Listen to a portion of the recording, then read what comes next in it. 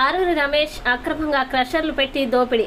MLA GSR పేదల భూముల్లో అక్రమంగా క్రషర్లు పెట్టి వరంగల్, హన్మకొండ జిల్లాలకి తరలిస్తూ దోపిడీకి పాల్పడుతున్న ఆరూరి రమేష్కు ప్రజల్ని ఓటు అడిగే హక్కు లేదని భూపాలపల్లి ఎమ్మెల్యే గండ్ర సత్యనారాయణరావు పేర్కొన్నారు. హన్మకొండ జిల్లా షాయంపేట మండల కేంద్రంలో కాంగ్రెస్ పార్టీ కార్యాలయంలో ఏర్పాటు చేసిన మీడియా సమావేశంలో ఎమ్మెల్యే జిఎస్ఆర్ మాట్లాడుతూ కేంద్ర ప్రభుత్వం మోడీ నల్ల చట్టాన్ని తెచ్చి అదానీ, అంబానీలు చెప్పినటువంటి ధరలకే రైతులు పంటలు అమ్మే విధంగా చూస్తున్నాడని దుయ్యబట్టారు. రాష్ట్ర ప్రభుత్వం అభివృద్ధిని చూసి ఎంపీ అభ్యర్థిని భారీ మెజార్టీతో గెలిపించాలని ప్రజల్ని ఎమ్మెల్యే జిఎస్ఆర్ కోరారు. టీఆర్ఎస్లో 10 సంవత్సరాలు వర్ధనపేట శాసనసభ్యునిగా ఉన్న ఆరూరి రమేష్ షాంపేట గుట్టల్లో ఈ షాంపేట, మాందార్పేట, తారాపూర్ గ్రామానికి సంబంధించినటువంటి పేదల భూమి అక్రమంగా క్రషర్లు పెట్టి వరంగల్, హన్మకొండ చుట్టూ 10 సంవత్సరాల నుంచి నల్ల చట్టాలు తెచ్చి అదానీ, అంబానీ చెప్పినటువంటి రేట్లకి అప్పజెప్పాలని రైతులు పండించిన పంటలకు కూడా అప్పజెప్పి ఈరోజు రైతులు సుమారు 760 మందిని ట్రాక్టర్లతో ప్రభుత్వ పరంగా చంపించి ఈరోజు ఒక నిరంతక ప్రభుత్వాలు వ్యవహరిస్తున్నటువంటి తీరు ప్రజాస్వామ్య దేశంలో ప్రతి పౌరుడు గమనిస్తూ ఉన్నారు.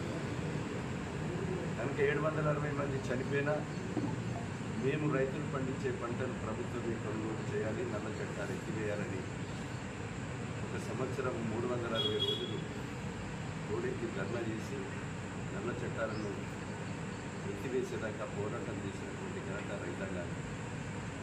అదేవిధంగా సంవత్సరానికి 2 కోట్ల ఉద్యోగాలు ఇస్తాను, 10 సంవత్సరాలు 20 కోట్ల ఉద్యోగాలు ఇవ్వకుండా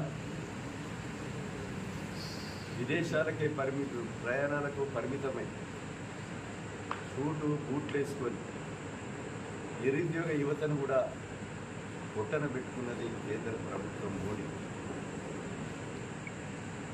అంతేకాదు ఈరోజు 2000 నోటును, 1000 రూపాయల నోటును రద్దు చేసి నల్లధనాన్ని బయటికి తీసి ప్రతి ఒక్క వ్యక్తికి